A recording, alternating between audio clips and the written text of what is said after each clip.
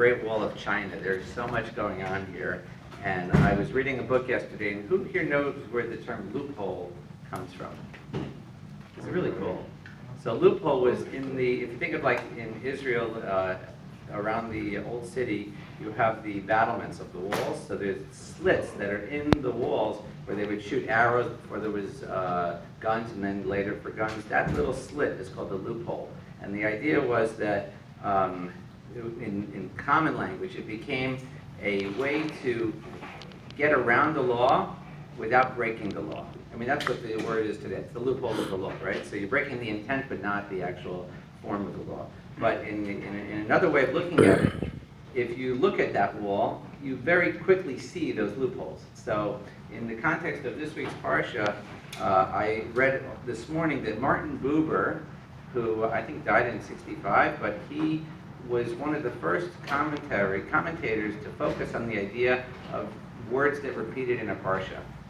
So one of the words, and so I think of it as like a loophole, because it's something that just stares at you if you're looking for it. So the word that repeats itself many times in Lech Lecha is the word Rechush, the wealth, in some sense inheritance, but really wealth. So there's one pasuk which talks about Abraham and Lot, and it says that I'll read it in English. It says, the land could not support them dwelling together, for their possessions, the Rechushim, were abundant, and they were unable to dwell together. So it's what you call a chiasmus, where it starts one way, it has a middle, and ends the same way. So the land couldn't support them because their possessions were abundant, and they couldn't dwell together. The land couldn't support them together. So the word Rechushim appears, I think, 8 times in this parsha.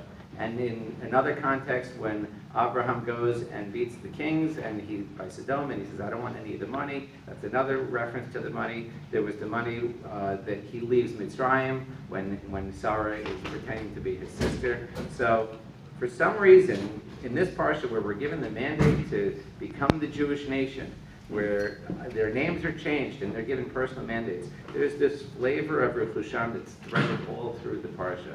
So I'm not sure how to deal with it, other than the fact that we have to take the lessons from then, apply them today, and I guess the idea is really be careful about what money can do, because here Lot was like his son, and they ended up having to split up over money. So have a good week.